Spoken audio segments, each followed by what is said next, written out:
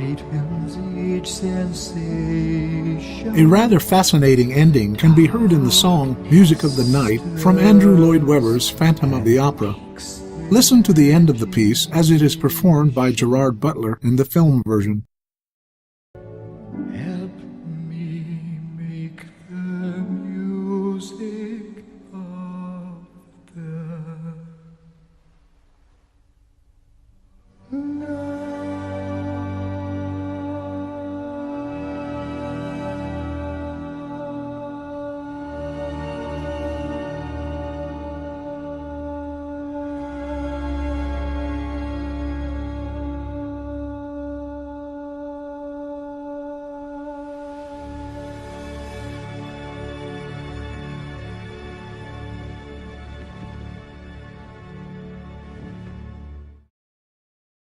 We actually hear this ending several times throughout the opera, but its significance is made clear by the fact that Webber uses it to bring the opera to its final conclusion.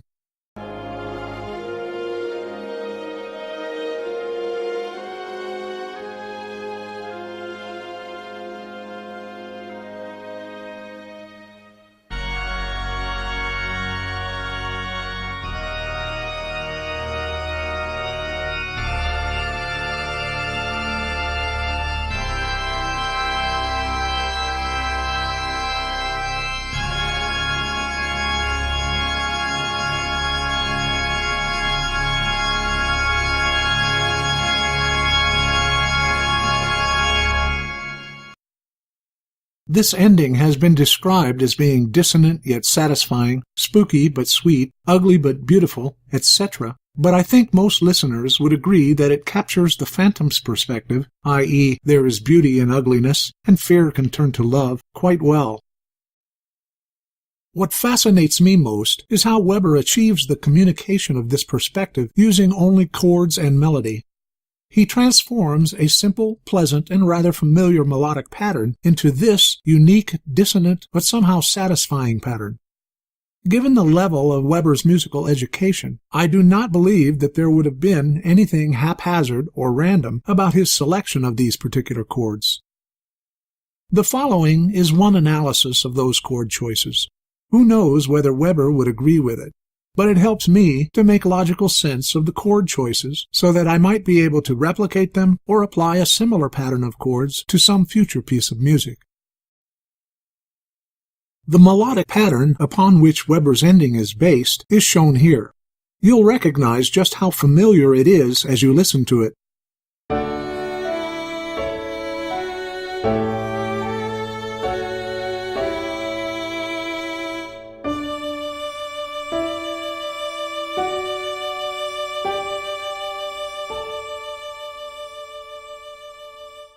Webber alters this melodic pattern only slightly by changing the second passing tone from a G natural to a G sharp in order to drive the pattern home a little more forcefully to the final A natural.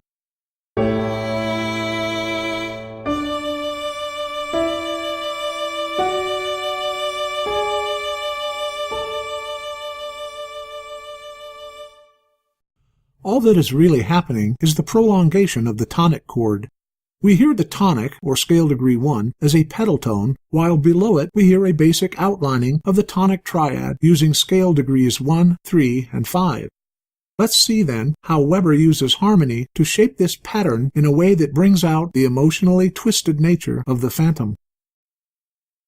As I first listened to this ending, it occurred to me that the supporting harmony might be loosely based on what is known as a plagal cadence, sometimes called the Amen cadence. An example of the plagal cadence can be heard in Thomas Ken's Doxology.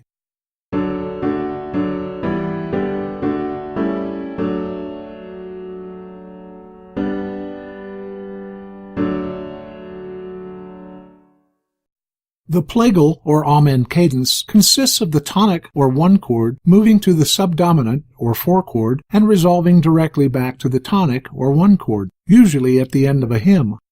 The tonic tone, or scale degree 1, which is common to both chords, acts as a bit of a pedal tone in the uppermost voice. When we hear this implied plagal cadence, especially with the tonic pedal tone sounding in the uppermost voice, played against our pattern, we realize that it fits quite well into the overall harmonic scheme.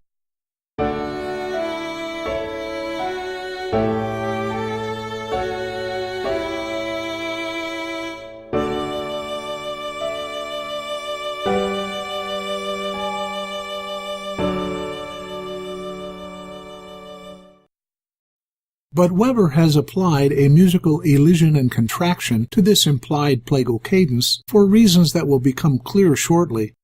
A musical elision and contraction works in the same way as a linguistic elision and contraction.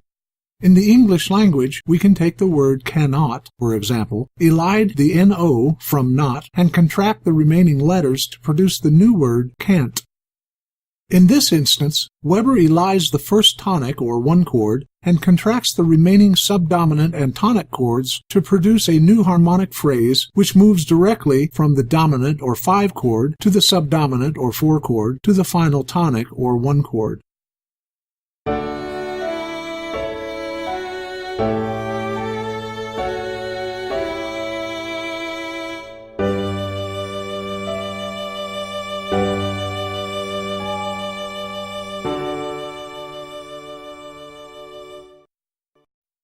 But he does this, I believe, for a very specific reason, and that reason involves Webber's simultaneous introduction of an additional musical cadence called a deceptive cadence.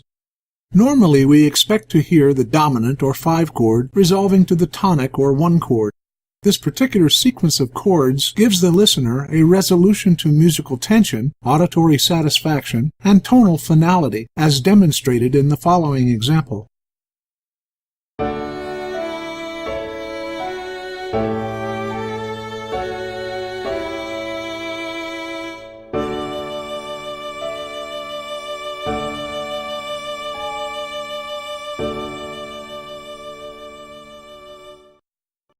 In this instance, however, the final tonic chord seems to be drawn out for an unwarranted amount of time, and therefore tedious and uninteresting. Oddly enough, this final tonic chord can be altered by a single tone to produce what is called a deceptive cadence. The deceptive cadence tells the listener that the music has not reached its conclusion and that there is more music to follow. Following are 2 examples of deceptive cadences. The first is in the key of D major.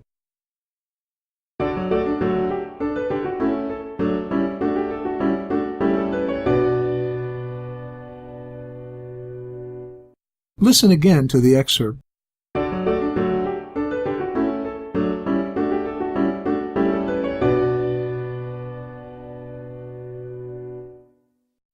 Arriving at the dominant or 5/7 chord, our ears expect to hear the tonic or 1 chord. The tonic chord, in this instance, is a D major chord made up of 3 tones, D natural, F sharp, and A natural. In a deceptive cadence, a single tone, the A natural, is changed to a B natural, thereby producing the sound of a B minor triad or chord, which denies us both resolution and a sense of finality. In the key of D major, the B minor chord occurs as the submediant or 6th chord. Note the use of a lowercase Roman numeral to indicate a minor sound. For our example of a deceptive cadence in a minor key, we'll use the same excerpt transposed to D minor, the parallel minor to D major.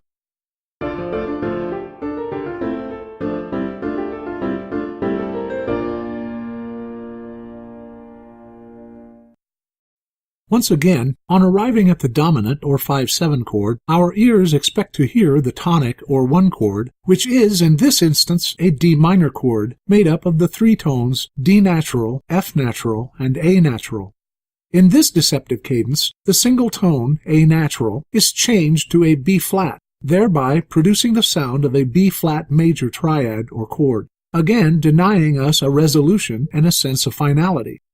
In the key of D minor, the B flat major chord still occurs as the submediant or 6th chord, but note this time the use of an uppercase Roman numeral to indicate a major sound. The significance for a major key generating a minor chord in the submediant position and a minor key producing a major chord as its submediant will become clear near the end of our analysis. Let's compare two versions of our Music of the Night excerpt, with one version using a normal, or what is called an authentic cadence, and the other using the deceptive cadence. First, the authentic cadence.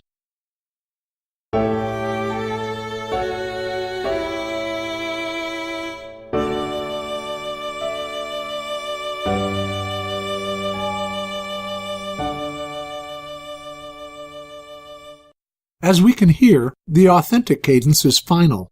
There is no urgency to move forward to another chord because our ears have already arrived at the expected musical destination. Now listen to the version containing the deceptive cadence.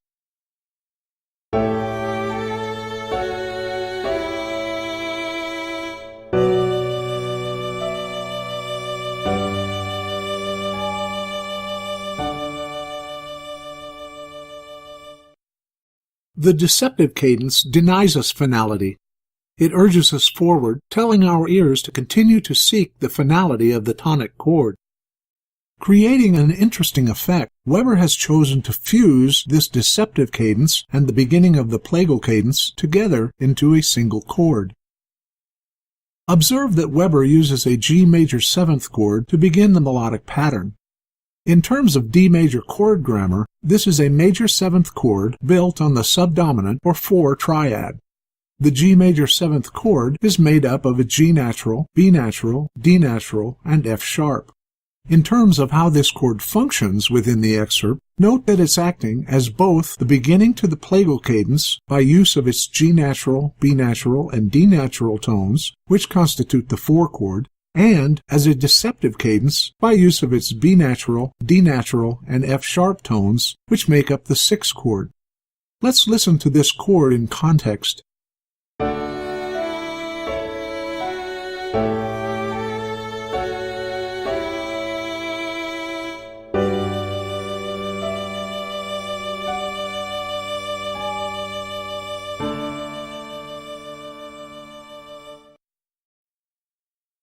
The next chord, immediately following the G major 7th, is an E minor 7th.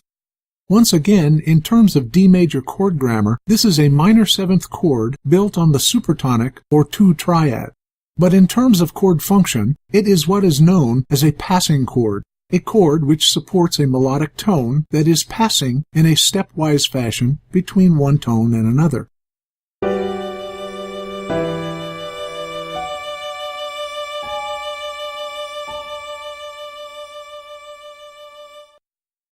Note that within this chord, the 7th is present only as a consequence of the pedal tone occurring in the uppermost voice.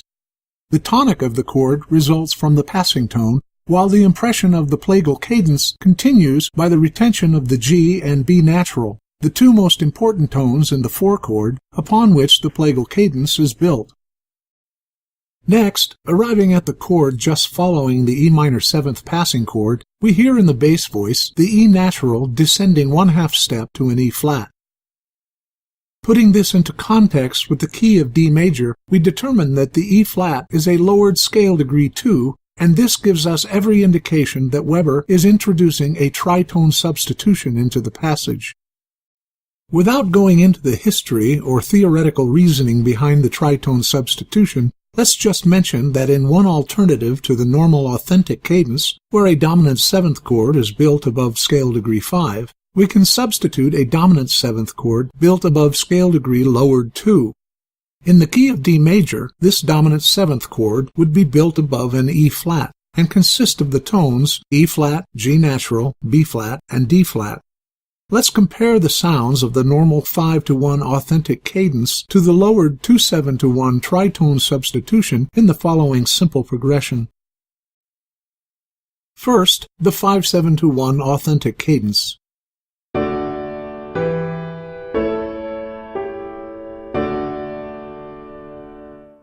Followed by the lowered 2-7-to-1 tritone substitution.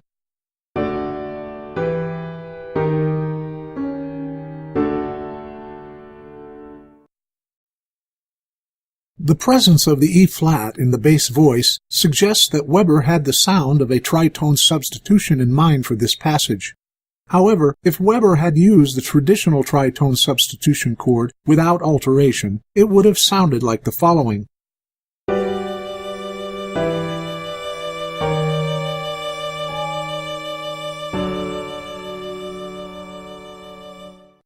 and the G natural in the upper voice would have detracted from the very familiar melodic pattern upon which this passage is based.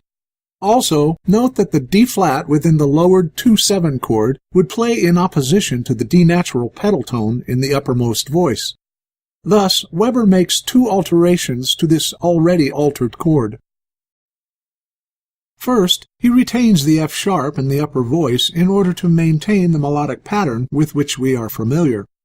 He respells the F sharp, however, as a G flat, an harmonic equivalence, which changes the quality of the underlying E-flat triad from major to minor.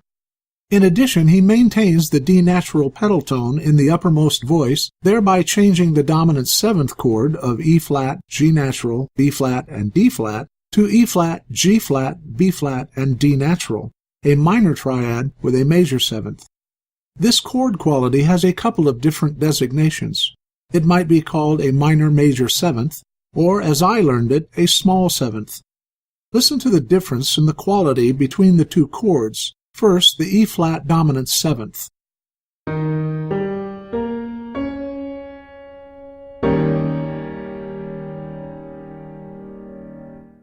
Followed by the E-flat minor major 7th, or small 7th.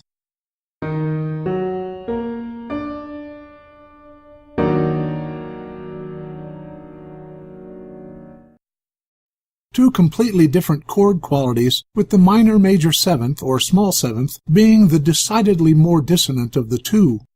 Listen now, then, to the passage containing Webber's alterations.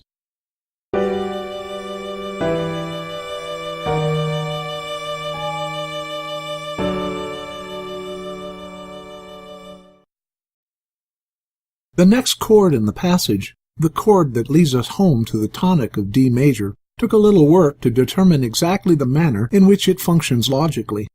On listening to the chord, one can easily identify it as a simple C-sharp major triad made up of the tones C-sharp, E-sharp, and G-sharp. This chord is certainly not diatonic to the key of D major. It is not an altered chord per se, so it has to be a borrowed chord from some key other than D major. At the same time, since this chord leads our ears quite comfortably to the D major triad, this C-sharp major triad must be borrowed from a key that is related to D major and occurs at a position within that related key that makes musical sense for its movement to the final D major triad. It follows, then, that the C-sharp major triad would most likely occur and function as the dominant chord within this related key. Likewise, this related key would also contain the D major triad itself. The two keys in which C-sharp major triads serve as dominants are F-sharp major and F-sharp minor. Of these two keys, only F-sharp minor contains a D major triad. We can see that the F-sharp minor triad shows up as the mediant or 3 chord in the key of D major, while it serves as the tonic or 1 chord for the key of F-sharp minor. Although, in the key of F-sharp minor, the chord produced diatonically in the dominant position is a C-sharp minor triad. It is a common practice to raise the third of this chord, converting it to a C-sharp major triad. This is done to produce the same strong dominant to tonic relationship in the minor key that occurs in its major counterpart. Note that in the key of F-sharp minor, the D major chord occurs in the submediant or 6th position. A dominant chord borrowed from any key other than the original is referred to as an applied dominant. If we use the C-sharp major triad as an applied dominant in the key of D major, we can symbolize its function by putting the chord symbol uppercase Roman numeral 5 inside brackets. Outside the brackets, we signify the chord symbol within D major that acts as the tonic chord for the key from which we borrowed the dominant. In this case, our chord grammar is read as a bracketed uppercase 5 of lowercase 3. This translates to the statement that the C-sharp major triad is the dominant chord in the key of F-sharp minor, which is the mediant chord within the key of D major. If, within the key of D major, the C-sharp major triad were to actually resolve to an F-sharp minor triad, we would have a genuine authentic cadence and could most appropriately symbolize it as the 5-to-1 of 3, as shown. Of course, in our case, the C-sharp major triad resolves to a D major triad, which represents the sixth chord in the key of F-sharp minor. Thus, the chord grammar appropriately identifies a 5-to-6 of 3 relationship, or a deceptive cadence. It is interesting to note that Webber enters this rather brilliant passage using a deceptive cadence to help urge us forward, away from home, as it were, but then uses a deceptive cadence to bring us back home to a resolution.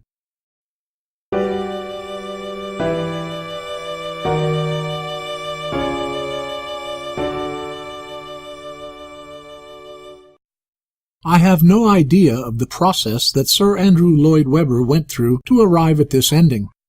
I don't know if he worked it out on paper, or if he sat at a piano and tried out chords until they agreed with what was in his mind. I can tell you, without hesitation, however, that there was nothing haphazard in the musical construction of the ending. This is absolutely confirmed by the analysis itself. What is there is there. Every chord serves a specific function and has its own significance within the musical framework.